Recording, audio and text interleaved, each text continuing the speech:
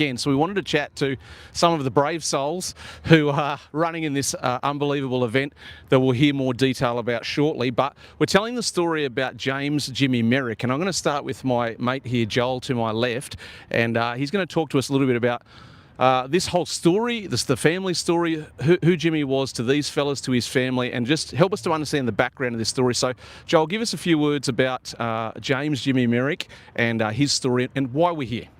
Yeah, so James was my sister's husband, so my brother-in-law. He came into our family probably about 12 to 15 years ago, and he's just been a best mate ever since. And who he is to the community, he's a touch football player. He's a guy that will do anything for anyone, and he's heavily involved with anything and everything, from touch football to OzTag to AFL to the pub. The pub. He absolutely loves a beer.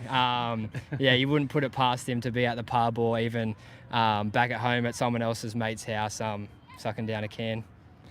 Sounds like a top bloke.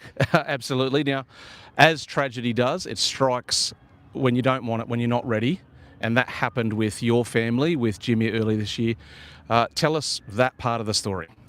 Yeah, so I was just at work one day, just a normal day, and got a phone call from my mum with some pretty bad news that Jimmy had an accident, and he was at the house. They were working on the house that they were renovating and building a granny flat, and he was working there, and Rachel was home at the time with Ellie. And he was playing around with the tool, trying to fix it, and had a horrific accident, just a freak accident, and suffered some brain injuries on the spot there at the home. And in front of Rachel and Ellie, they had to be witness to that, which was quite traumatic.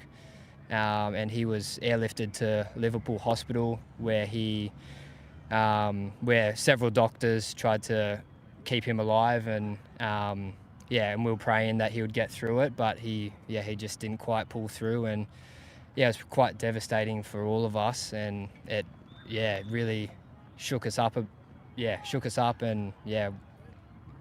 got no words. Still does, absolutely. As you say, a tragic story that has brought the life of a great bloke to an abrupt and premature end. And then the impact on his family, obviously his wife, your sister Rachel, and their daughter Ellie, and then there's another child on the way. It's something that nobody wants to go through, nobody wants to experience, nobody wants anyone they care about to have to experience. But I guess that's where you guys come into the story a little bit and why we're here today. So why don't you guys introduce yourself? I'm Josh, JL, good mate of Jimmy's. And Fraser. And Fraser. So there are 6 blokes, as I understand it, you 3 plus 3 others, who have gotten your brains together and your craziness together and decided, let's do a fundraising event called Miles for Merrick.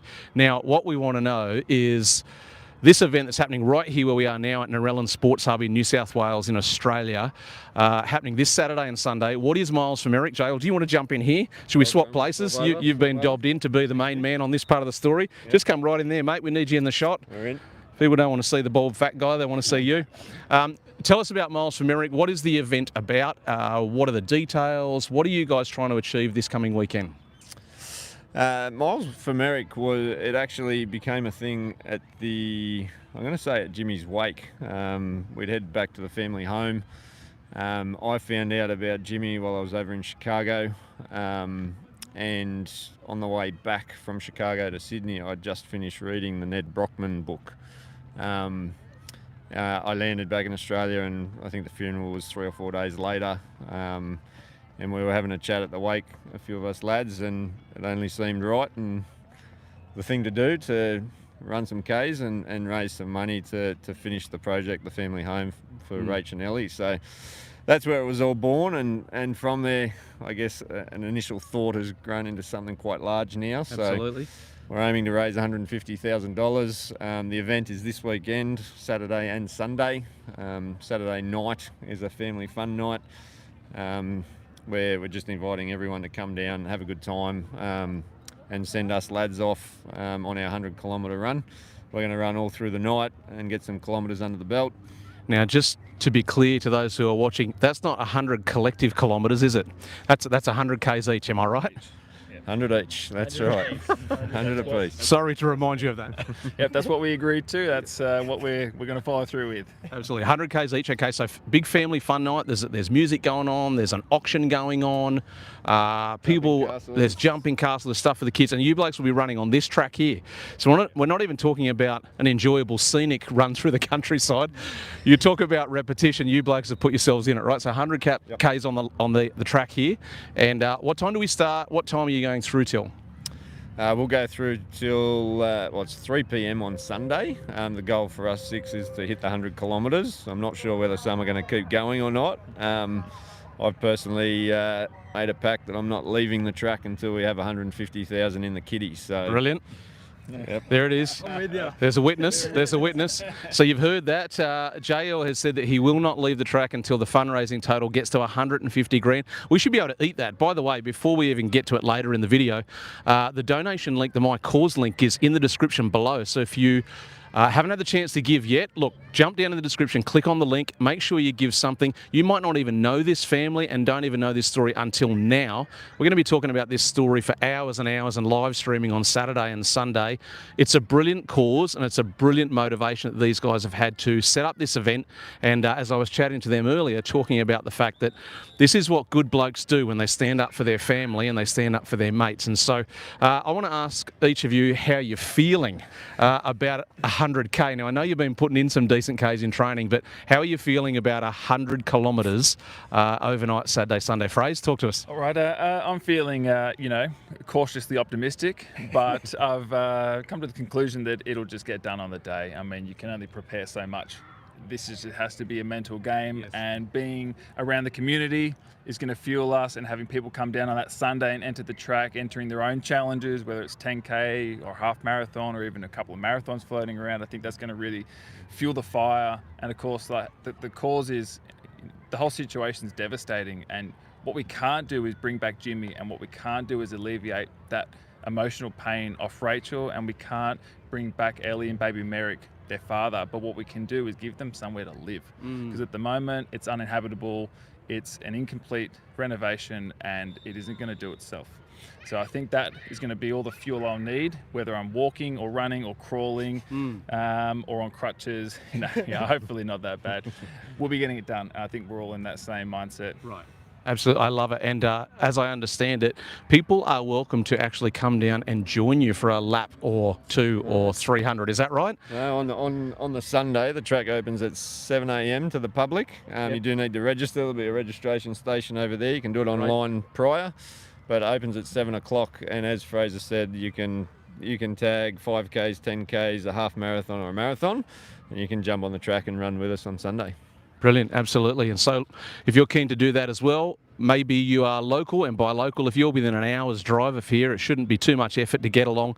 Come and cheer these guys on. They're going to need it. I know that Joel recently punched out a marathon on a Saturday a couple of weeks ago, 42Ks, but 42Ks is a large drop in a bucket compared to 100. So they're going to need our support, and they're taking on a great cause and a really, really seriously tough challenge. So as many people as possible that we can get down here, cheering them on, joining in the auction, making donations, and as JL just said, maybe registering and getting on track and punching out a few laps. That will help as well. Is that right, Joel? Yes, 100%. Like, we need all the people down here to support us, and just for a community event, just to come down. We're going to have food, live entertainment. It's just going to be such a great weekend all up. And yeah, just come down and show your support, whether you're cheering us on or hurling abuse at us. We don't mind. Any noise is welcome. So yeah, head on down here this weekend. Absolutely, and we do want to put a call out as well to local businesses, because you guys have done an incredible job already with getting sponsors and businesses on board, getting people behind the story of Miles for Merrick. So local business owners, we'd love for you to jump in the donation link now, or even on Saturday and Sunday, come on down to the track, come and find the MC, find one of the organisers and say, look, I've heard the story and I wanted to come down and get involved and do something. We'll make sure that we give your business a shout out over the microphone here and on the live streams. And we know that's not going to be your main motivation, but we do want you to get positively challenged to come and do something and join in making a contribution. Now, you're going to start running at 6 o'clock, is that right? 6 o'clock Saturday night. Beautiful. So there'll be how much stretching before that? Not much. That's my motto. That's a motto to live by. Don't stretch too much. So 6 p.m. and then through till possibly 3 p.m. on Sunday. What else do we need to tell the people about how to get involved? Really just spread the word. Let all your friends, your family, the people you work with, the people you train with, just people at the shops you bump into. The best thing you can do is get involved by spreading the word for the event. The more people down here, the better success we'll have with the can-aim, the barbecue, the auctions, the raffles, the jumping castle, and all of those things we've organised for you. There are Facebook events, so go and search Miles for Merrick in your Facebook bar and you will find this event there, and also all the details on Instagram. So that's probably the best thing you can do, get it out on your social networks and really get some reach for this community to come together. Yeah, absolutely. I think it's a great point you're making there, Fraser, because sometimes with these events, people feel like they want to get involved, but they feel a bit guilty, like they don't have enough money to give. If you've got money, we'd love you to reach into your pocket and give plenty if you can, because we want to hit that target of 150 grand. But if you don't have a lot of spare cash, you don't need to be intimidated by that. As Fraser said, come down to the track. There's going to be barbecue going on. The canteen will be open. There'll be an auction that starts at 8 p.m, as I understand it. You can bid for that. There's so many different ways that you can actually get involved. And of course, jump on the Miles for Merrick Instagram and Facebook page. Share those to your friends.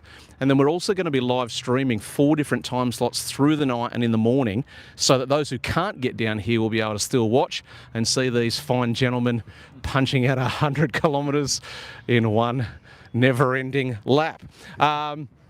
Do we need to promote anything else? No, I think you nailed it there. I like the every sausage sandwich is just as important as a $5 grand donation. That's so right. Everyone come down. Absolutely. So we're here at Narellan Sports Hub. Jump onto those social pages, Instagram, Facebook, follow along, get the details there. If you can make it even for an hour, we'd love to see you down here on Saturday. And those of you who are night owls, maybe you do night shift, come at 3 in the morning. It's going to be a lonely place down here for these brothers at 3 in the morning, and they would love to see you. You got one? Any counsellors that are more than welcome to come down between the hours of 3 and 6 a.m. We're gonna need some help. Even if there's psychologists, please help us. Come down. It's going to be an incredible event. So look, however you can get involved, we'd love to see you here. As I already said, the donation link is in the description below. Why don't you click on that and get yourself started in making a donation.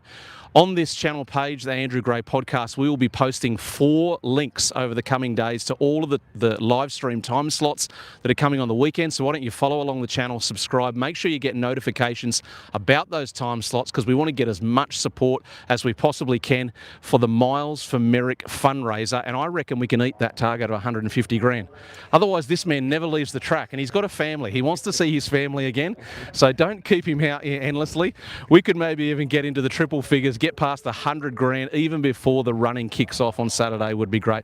Thanks for being here, gents. We're going to have a great time on the weekend. Make sure you get involved. We would love to see you down here, and it's going to be a really great thing for the Merrick family. Thanks for joining us. We'll see you on Saturday.